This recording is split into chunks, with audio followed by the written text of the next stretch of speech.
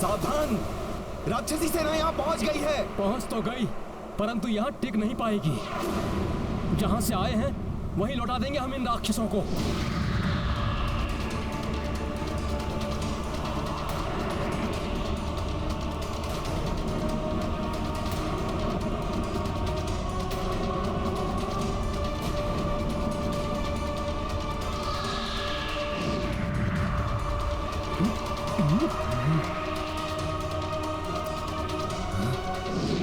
रुकिए, हम पर वार मत कीजिए, हम युद्ध करने नहीं आए हैं। मात्र 5 राक्षस हैं, शत्रु नहीं, मित्र हैं हम। प्रभु श्री राम की शरण में आए हैं।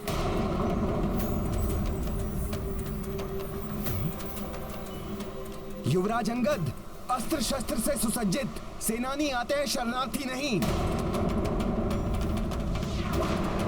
यह अवश्य हमारी सेना को हानि पहुंचाने आए हैं। सेनापति नील उचित कहते हैं, इन पर विश्वास मत कीजिए। अनुमति दीजिए, हम इनका संहार करेंगे। शस्त्र त्यागो।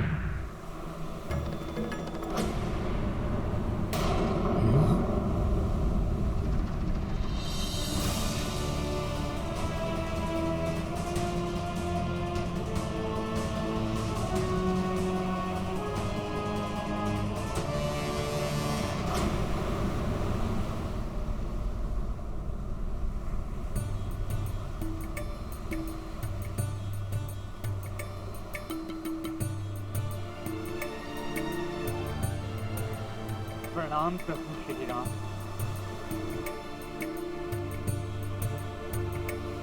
कौन है आप और आपके यहाँ आने का क्या प्रयोजन है? मैं विभीषण, लंकेश रावण का अनुज। उन्हें सभी युक्ति से समझाकर सम्मान पर ना ला पाने के पश्चात, उस दुराचारी द्वारा अपमानित और तिरस्कृत होने के पश्चात, मैं लंका, अपना परिवार, अपनी पत्नी, अपनी पुत्री, सबको छोड़कर प्रभु श्री राम की शरण में आया। आप इस दिशा की ओर जाइए। कुछ दूरी पर सभी प्रकार के वृक्षों से परिपूर्ण एक वाटिका है। वो अशोक वाटिका है। वहीं पर माता सीता उपस्थित है।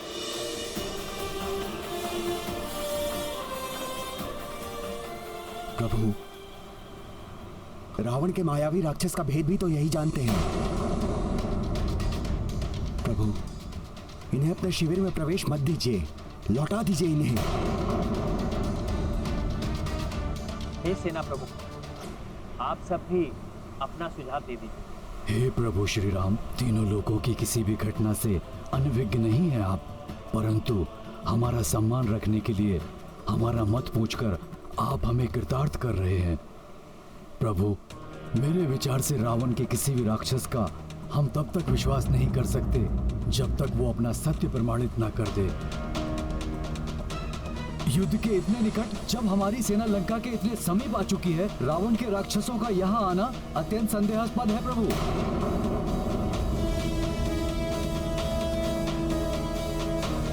प्रभु, हम जो भी निर्णय लें पूर्ण सतर्कता से लें। इन्हें हमारे सभी प्रश्नों का उत्तर देकर हमारे सारे संशय शांत करने होंगे। हनुमान, कुछ कहना चाहते हो?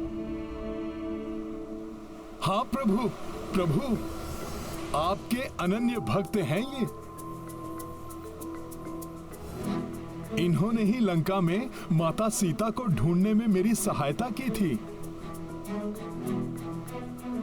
एकमात्र इसी कारण से हमें इन्हें स्वीकार कर लेना चाहिए प्रभु। हनुमान, ये इनकी कोई चाल भी तो हो सकती है। कदाचित हमारा विश्वास जीतकर उचित अवसर पाकर हम पर प्रहार करे। और ये भी संभव है ये रावण के भ्राता के वेश में कोई बहरूप या राक्षस हो, जो इस वेश में हमें छल करने आया हो।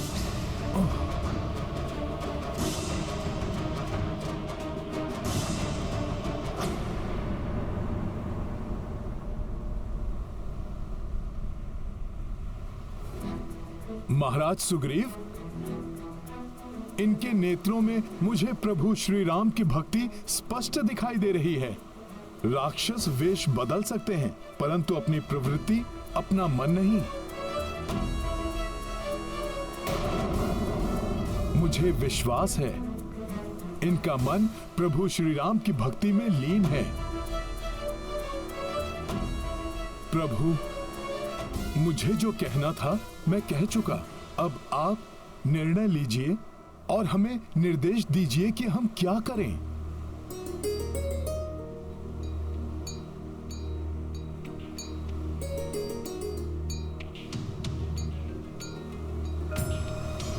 प्रभु, ये सत्य है, मेरा जन्म राक्षस कुल में हुआ, किंतु मैंने सदैव ही धर्म का पालन किया है।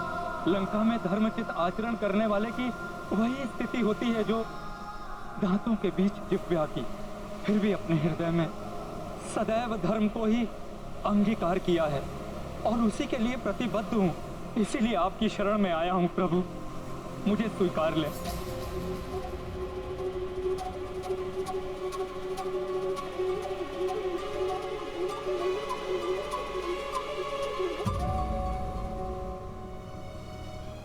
शरणागत को लौटाना भी अधर्म है।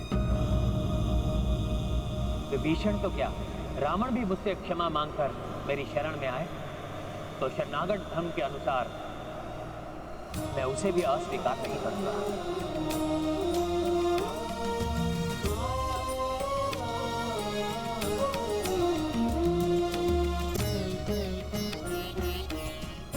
अपनी शरण में लेने के लिए धन्यवाद प्रभु।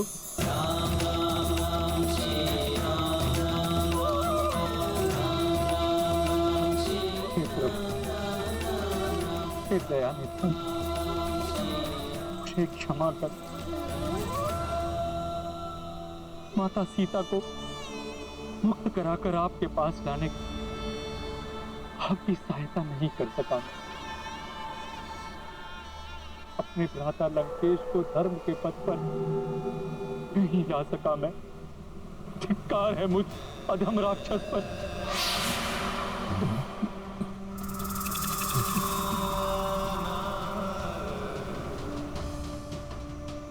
उठिए विभीषण, आपने अधर्म का साथ ना देकर, अधर्म ना सहकर धर्म का ही पालन किया है। अन्यथा अधर्म को सहने वाला भी अधर्मी ही कहलाता है। इसलिए हे विभीषण, आप जैसे धर्म पालक का साथ पाकर मुझे बहुत प्रसन्नता हुई। आप जैसे धर्म के पालक का उचित स्थान लंका का राज सिंहासन है विभीषण।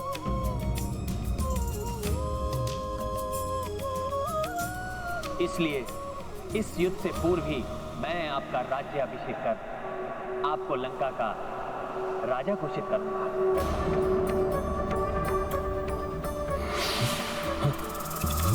ताकि संसार को ज्ञात कि मैं ये युद्ध किसी राज्य को पाने के लोभ में नहीं, अपितु अपने स्वाभिमान, धर्म की स्थापना और पुनः अपनी भार्या का संग पाने के लिए कर रहा हूं।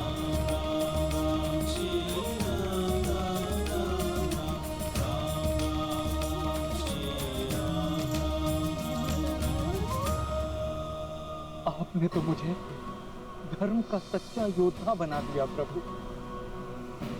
मेरा मनोबल ऊंचा कर दिया प्रभु। आपको कोटि कोटि नमन।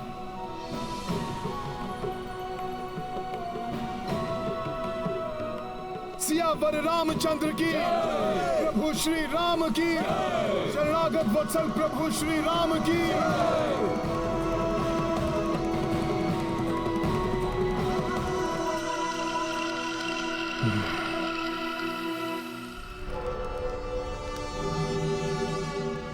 कुछ किया ही नहीं तो मेरे सामने आने का साहस कैसे किया तुम दोनों ने?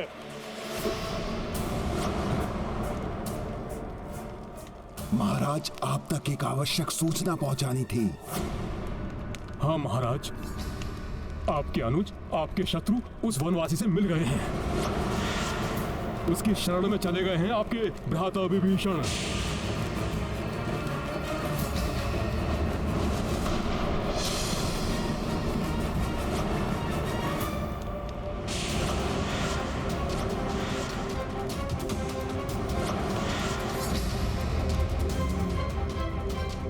अपने नेत्रों से देखा तुमने? पूर्णता सत्य है ये सूचना? लंकेश, उस वनवासी राम ने तो आपके भ्राता विभीषण का राज्याभिषेक करने की घोषणा भी कर दी है।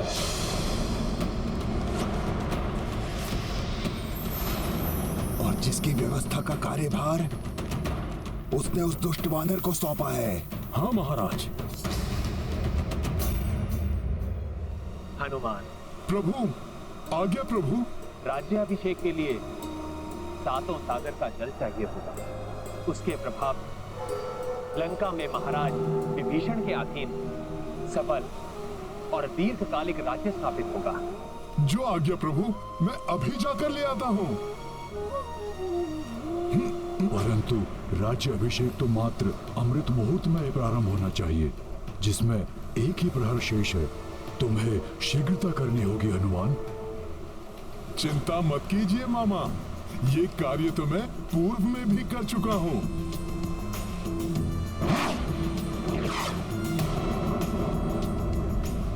आज अब तक तो वो वानर आपके अनुज विभीषण के राज्याभिषेक के लिए 7 सागर का जल लाने के लिए प्रस्थान भी कर चुका होगा।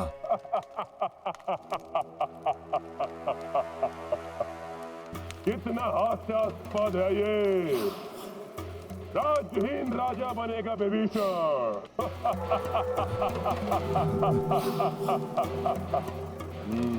उत्तम, अति उत्तम। मृत्यु से पूर्व अपनी ये इच्छा पूर्ण कर लेगा वो, जो यहाँ रहने पर कभी पूर्ण नहीं होते।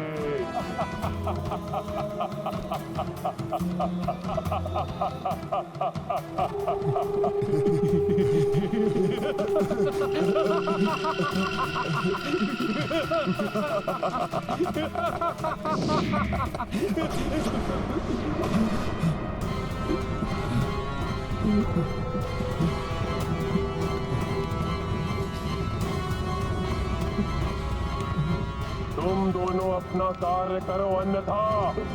और हाँ, इस बार अपने कार्य का प्रारंभ पुरुषद्रोही विभीषण के वध से करना। उस वानर की अनुपस्थिति में उसके लौटने के पूर्व ही ये कार्य पूर्ण करना। जाओ!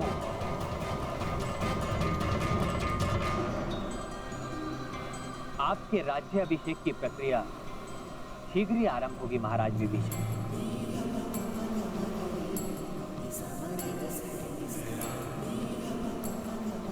अमृत मुहूर्त आरंभ हो गया है। हनुमान 7 सागर का जल लेकर कब आएंगे?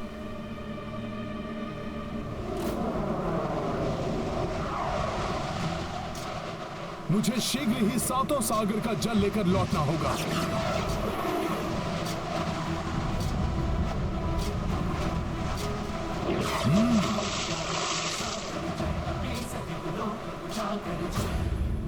मुहूर्त निकला जा रहा है। चिंता ना करें जामवन जी, हनुमान हमें निराश नहीं करेंगे। वो समय समाप्त होने से पूर्व ही अवश्य लौटेंगे।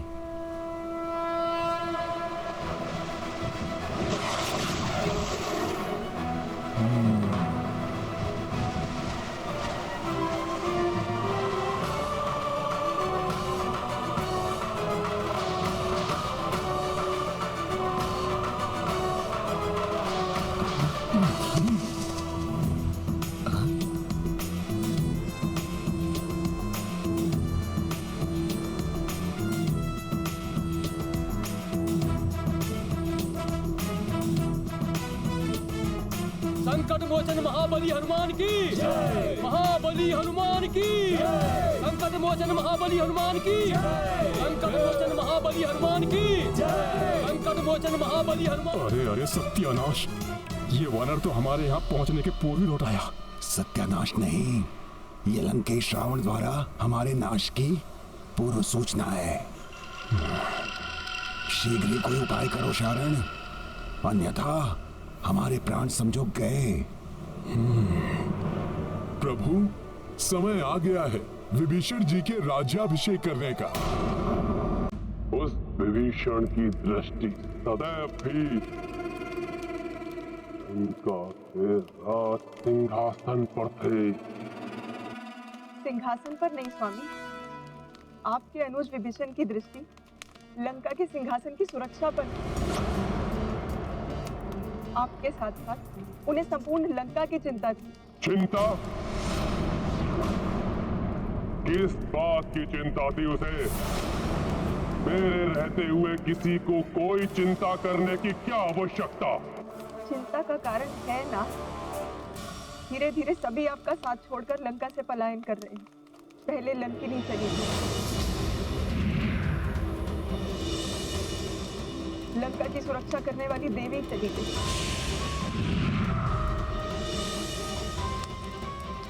और हमारा छोटा पुत्र अक्ष कुमार वो भी तो चला ही गया।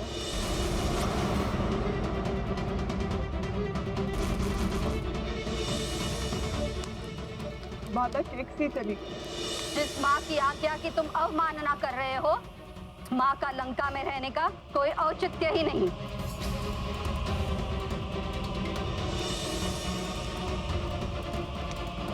कहीं ऐसा ना हो स्वामी कि एक दिन ऐसा आए जब आपकी पूरी राज्यसभा ही आपको छोड़कर चली जाए, रिक्त हो जाए संपूर्ण लंका, कोई शेष ना रहे आपके साथ, कहीं एकाकी रह न जाए आप।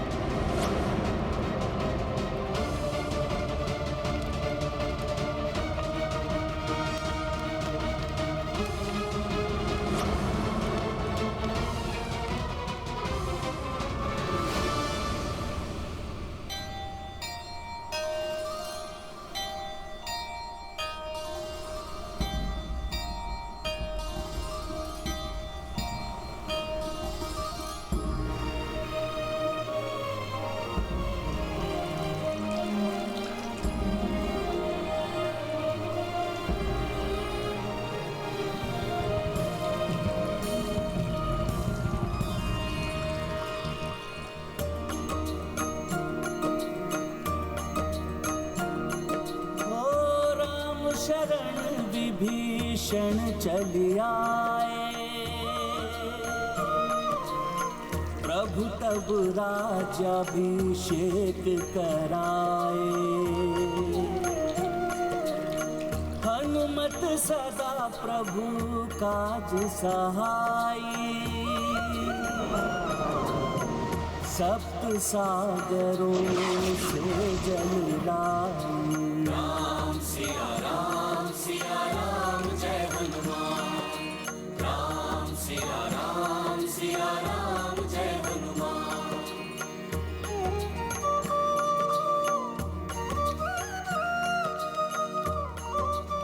वो रहता यहाँ था, परंतु उसकी आस्था वहां। वो बोलता यहाँ था, पर बात उनकी करता था। उचित चला गया वो विभीषण, सुई की नोक के समान उसके पास राज्य नहीं है, और राज्याभिषेक करा रहा है वो अपना।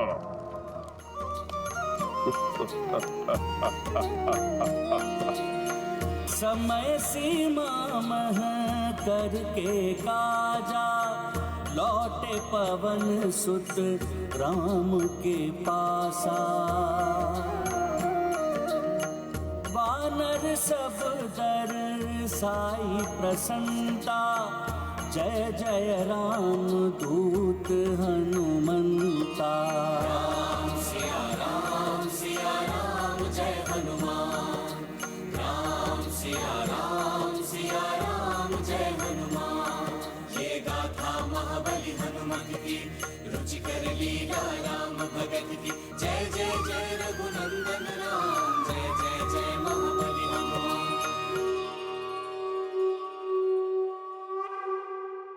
बिना राज्य का राजा बनेगा वो महाराज विभीषण, लंकेश विभीषण।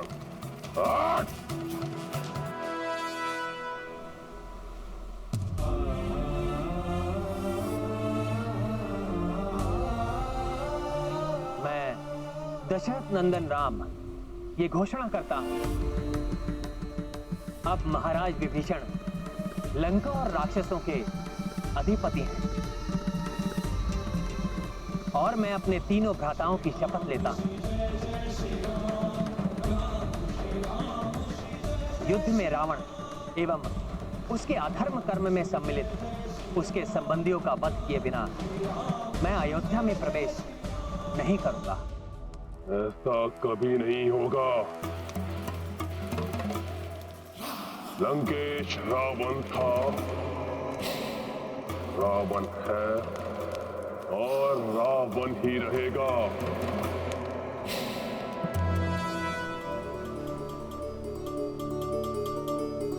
फिर वो दुष्ट अब रसताल में छिपे या पाताल में, उसकी मृत्यु मेरे हाथों निश्चित है।